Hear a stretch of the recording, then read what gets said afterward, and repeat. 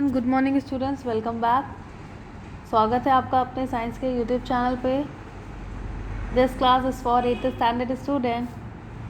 So in this video I am going to give the exercise part of chapter number 8। Tick the correct option and true and false. जो आपका chapter 8 की exercise पे नहीं हो पाया था class पे, वो आज मैं इस वीडियो में दे रही हूँ और आप लोग कंप्लीट कर लीजिए अपनी बुक में। ठीक है, tick the correct option, true and false, fill in the blanks. जो जितने भी नए बच्चे हैं उनको मैं फिर से बता दूं क्या करना है आपको। आप लोग टेबल पे बैठ जाइए, अपनी बुक कॉपी निकाल लीजिए। आप लोग अपनी बुक कॉपी निकाल लीजिए, साथ में पेंसिल ज़रूर रखिए। जैसे जैसे मैं आप बताते जा रहे वैसे वैसे आप लोग ऑप्शंस में टिक कर लीजिए। जिनके पास बुक नहीं है तो यहाँ पे मैम आपको बुक से ही बता रही हैं। यहाँ पे क्वेश्चन भी नज़र आ रहा है और ऑप्शंस भी नज़र आ रहे हैं, तो आप लोग कॉपी में इसको कर लीजिए। जिनके पास बुक नहीं है वो कॉपी में कर लेंगे, जिनके पास बुक है वो tick the correct option, true and false, fill in the blanks वगैरह कहाँ पे करेंगे, बुक में ही कर लेंगे अपने। ये सारे पार्ट्स अभी मैं चैप्टर नंबर 8 के कंप्लीट कर लेते हैं आज की इस वीडियो में। और जितने भी नए स्टूडेंट्स हैं उनको मैं बता दूं, नए बच्चे कुछ कमेंट बॉक्स में कमेंट करते हैं अगर, तो कैसे कमेंट बॉक्स में कमेंट करना है। गुड मॉर्निंग मैम,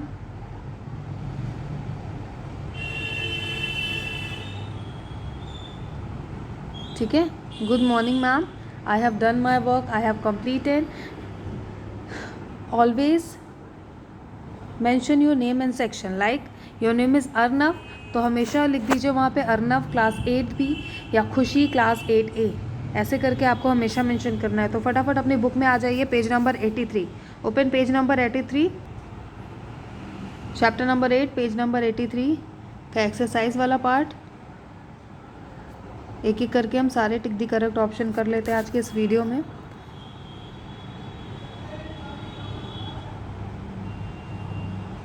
ठीक है, क्लास में मैंने सबसे एक्सप्लेन भी करवाया, सेक्शन A, B, C तीनों क्लास में सबने एनिमल सेल एक्सप्लेन भी किया। बोर्ड के पास आकर के जो बच्चे वीक हैं, जिन्हें डायग्राम्स नहीं पता थे, उन्होंने भी कल की क्लास में एक्सप्लेन किया है। B सेक्शन में परसों 8C ने एक्सप्लेन किया था। तो वेरी गुड, आप लोग ऐसे ही पढ़ते रहिए, घर में भी रहिए तो अच्छे से पढ़ते रहिए। ठीक है, अभी question number first, control centre of the nucleus is. Nucleus का कंट्रोल सेंटर कौन सा होता है? The correct answer is nucleus. Cell का कंट्रोल सेंटर क्या होता है? न्यूक्लियस होता है। Control centre of the cell is nucleus. Nucleus is the correct answer, tick कर लीजिए आप लोग। Now next question, question number 2, which of the following is not present in animal cell. ठीक है, इसमें से कौन सा एनिमल सेल में प्रेजेंट नहीं होता? तो एनिमल सेल का तो सभी ने, even last benchers, front benchers, middle वालों बच्चों ने, सब ने एक्सप्लेन किया है क्लास में मैम के बताने के बाद खड़े होकर, है ना। तो आप सबको पता है क्या क्या नहीं होता। क्लोरोप्लास्ट किस में होता है? प्लांट सेल में होता है। सेल वॉल किस में होता है? प्लांट में होता है। पेरिफेरल न्यूक्लियस प्लांट्स में होते हैं। तो हमारे पास क्या है, इसमें से तीनों में से कुछ भी नहीं होता। तो all of these which is not present in animal cell, ये तीनों ही नहीं होते। तो all of this is the correct answer, tick कर लीजिए। इसीलिए मैंने कहा है आप लोग को डायग्राम अच्छे से पढ़ने के लिए, इंपॉर्टेंट भी है डायग्राम, एनिमल सेल और प्लांट सेल का स्ट्रक्चर। मैम ने बोर्ड में भी बना दिया था, तो आप लोग कंप्लीट कर लीजिए अपनी कॉपी में और उसको अच्छे से पढ़ लीजिए, क्योंकि उससे छोटे छोटे से ऐसे ही क्वेश्चन भी बनते हैं। ठीक है, now question number 3, the thread like structure present in the nucleus of cell is called as. Thread like structure जो है उसे क्या कहते हैं? न्यूक्लियस में प्रेजेंट होता है। The correct answer is chromatin, tick the correct answer, chromatin.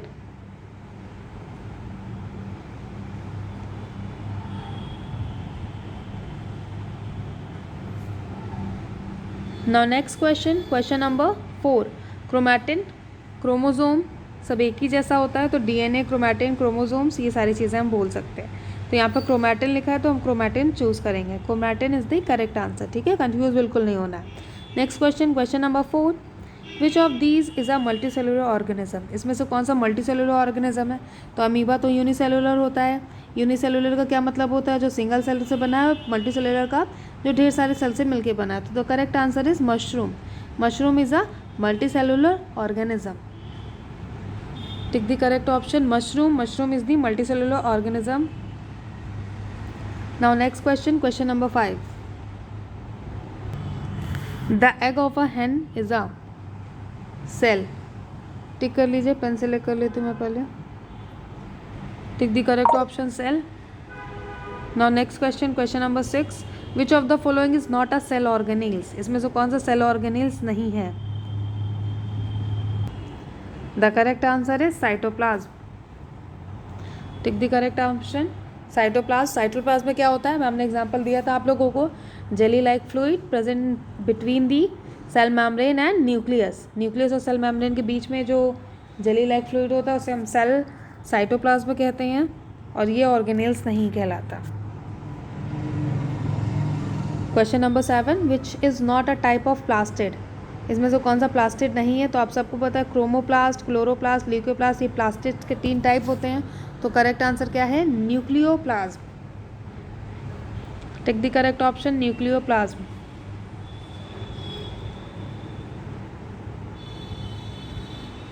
Now next question, question number 8. Which of these is not a part of a cell? कौन सा सेल का पार्ट नहीं है? तो ऑर्गन सेल के अंदर नहीं होता है. The correct option is organ. Tick कर लीजिए. Now next question, which of the following is an organ. इसमें से कौन सा ऑर्गन है एक? तो ये आपके लिए होमवर्क है, इसे अपने आप करिए और कमेंट बॉक्स में कमेंट करके बताइए कि क्वेश्चन नंबर 9 का सही ऑप्शन क्या होगा. ठीक है, बहुत इजी क्वेश्चन है. सही ऑप्शन क्या होगा इसको कमेंट बॉक्स में कमेंट करके बताइए. नाउ हम आ जाते हैं इसके बाद ट्रू एंड फॉल्स में. और जब भी आप लोग कमेंट करेंगे तो हमेशा अपना नाम और सेक्शन ज़रूर मेंशन करेंगे वहाँ पे, ठीक है, जिससे मैम को पता चलता रहे कौन कौन एक्टिव है पढ़ाई में. नाउ आप हम जाते हैं next section, true and false. पहला है हमारा, chloroplast is present in the plant cell only. Answer is true. पहले का आंसर है ट्रू, TRUE. आप लोग पूरी स्पेलिंग लिख लीजिए, true. Question number 2, bacterial cell also have a cell wall. True. Second का भी क्या होगा? ट्रू होगा. लिख लीजिए. Now third is, single cell organisms are called multicellular organism. False. Unicellular होते हैं. सिंगल सेल वाले कौन होते हैं? Unicellular. Now question number 4, chromosome can seen any time in the cell. Answer is false, क्योंकि इसके स्ट्रक्चर्स चेंज होते रहते हैं सेल डिवीजन के टाइम पे, इसलिए हर बार क्रोमोसोम्स नहीं दिख सकता. Now next, protoplasm contains cytoplasm and nucleus. The correct answer is true.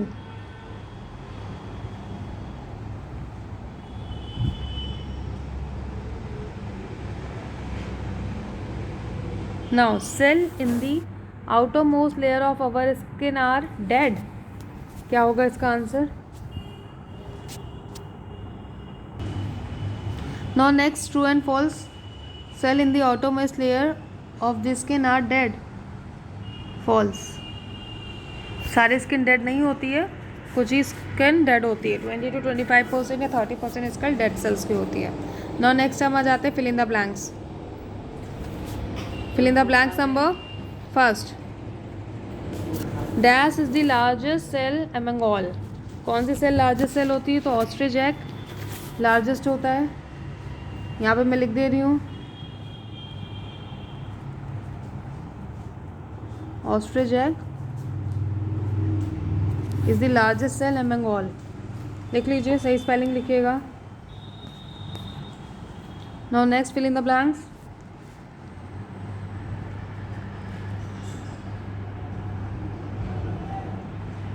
After reaching a certain size, the cell start. Fill in the blanks number second, बहुत ईजी है, ठीक है. After reaching a certain size the cell start that themself. तो इसको आप लोग comment box में comment करके बताएंगे, आपका होमवर्क है. Now fill in the blanks number third. जिसने पूरा अच्छे से समझा है उसको आ जाएगा. Green colour plastid are called. Green colour plastids को क्या कहते हैं? क्लोरोप्लास्ट.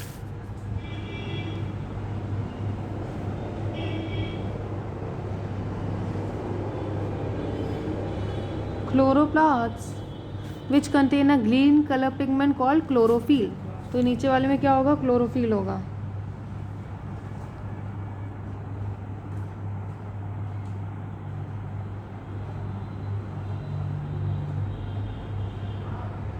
ठीक है। Green colour plastids are called chloroplast which contain a green colour pigment called chlorophyll. लिख लीजिए आप लोग।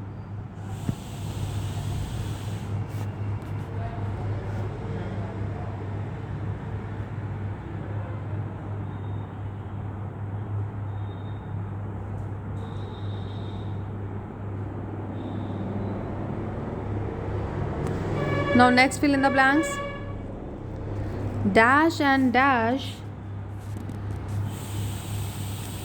are enclosed within the cell membrane. क्या क्या चीज़ें सेल मेम्ब्रेन के अंदर होती हैं, तो आप लोग यहाँ पे दो ऑर्गेनेल्स या साइटोप्लाज्म न्यूक्लियस कह सकते हैं। ठीक है, cytoplasm and nucleus are enclose within the cell membrane. तो इसकी स्पेलिंग तो आप लोग अपने आप ही लिख लेंगे। नाउ नेक्स्ट क्वेश्चन क्या है हमारा, next fill in the blanks. The nucleus of the cell is surrounded by a membrane called, क्या होता है, न्यूक्लियर मेम्ब्रेन।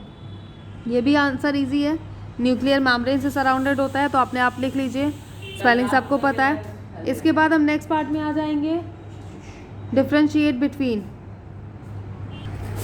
डिफ्रेंशिएट बिटवीन लिख लीजिए आप लोग, अपनी कॉपी निकालिए, डिफ्रेंशिएट बिटवीन लिखना शुरू करिए। पहला है हमारा protoplasm and cytoplasm. First differentiate between is protoplasm and cytoplasm.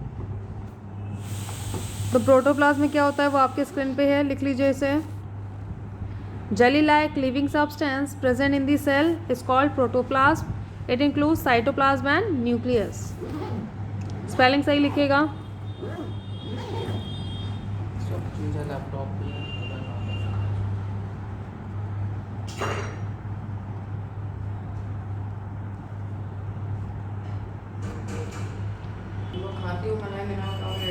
लिख लीजिए, कंप्लीट आंसर लिखिए विद करेक्ट स्पेलिंग। प्रोटोप्लाज्म आपके सामने स्क्रीन पे दिख रहा है।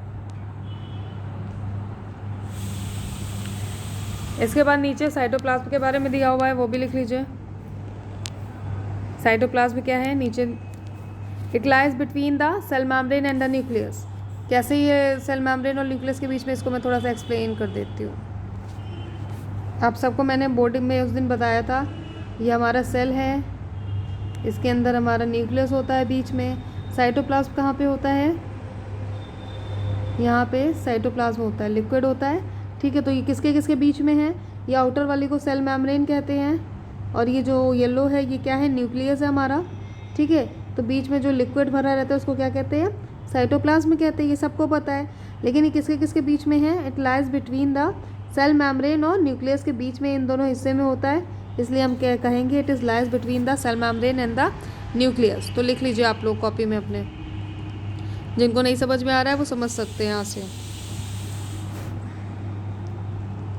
It lies between the cell membrane and the nucleus, cell organelles found floating in it. Cell organelles का क्या हो गया, mitochondria, Golgi apparatus, endoplasmic reticulum, ribosomes, lysosomes, ये सब क्या करते हैं, उसमें फ्लोट करते रहते हैं ना उसी वाटर में। एग्जाम्पल भी दिया था मैंने वाइट ट्रांसपेरेंट बॉल का क्लास में ना। उसके बाद नेक्स्ट डिफ्रेंशिएट बिटवीन लिख लीजिए, सेकेंड वाला, chloroplast and leucoplast.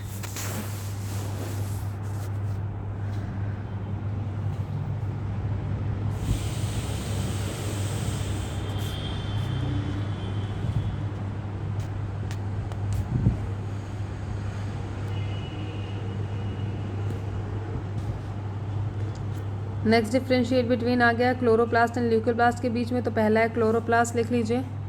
Chloroplast part of a plant that contain chlorophyll. Chloroplast क्या होता है, part of a plant that contain chlorophyll. Complete your answer with the correct spelling.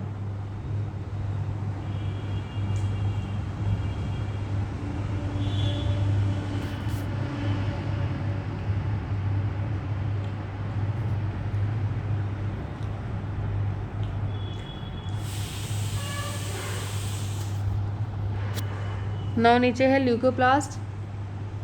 Leucoplast आप सबको पता है क्या होता है ना, कलरलेस होता है ये।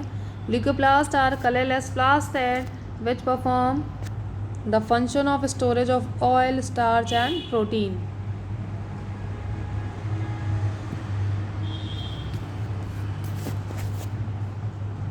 Complete your answer with the correct spelling. इसके बाद थर्ड है हमारा प्रोकैरियोट्स एंड यूकैरियोट्स।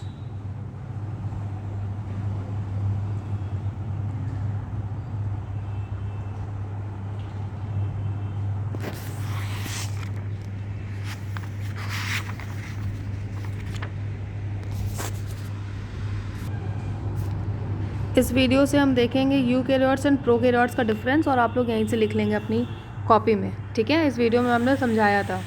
एक बात कही जाती है कि लाइफ स्टार्टेड फ्रॉम सेल, जीवन की जो उत्पत्ति हुई है एंड प्रोकैरियोटिक सेल। सेल दो टाइप्स की होती है, दो तरह की होती है, यूकैरियोटिक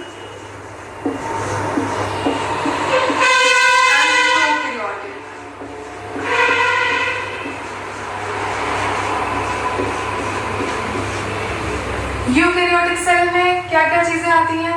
इसमें एनिमल सेल आता है एंड प्लांट सेल आता है। ऐसे ही आप अपनी कॉपी में कर लेंगे स्टूडेंट्स, जैसे मैं आपने यहाँ पे बताया। Animal cell and plant cell.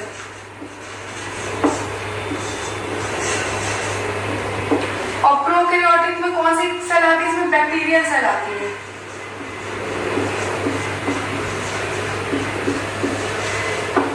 Friends, यहाँ पे काफी सारे लोगों को कंफ्यूजन होती है कि यूकैरियोटिक एंड प्रोकैरियोटिक में मेनली मेजर डिफरेंस क्या है, और यूकैरियोटिक में कौन कौन सी सेल आती है और प्रोकैरियोटिक में कौन कौन सी सेल आती है। तो यहाँ पे मैंने आपको ये चीज क्लियर आउट कर दी। जो भी टॉपिक पढ़िए क्लियर माइंड सेट के साथ पढ़िए, जिससे कोई भी कंफ्यूजन ना रहे और एग्जाम में सब कुछ क्लियर रहे। तो यूकैरियोटिक में एनिमल सेल एंड डेवलप्ड है, ये पूरी तरह से विकसित है, और prokaryotic cell is under developed, ये अभी पूरी तरह से विकसित नहीं है।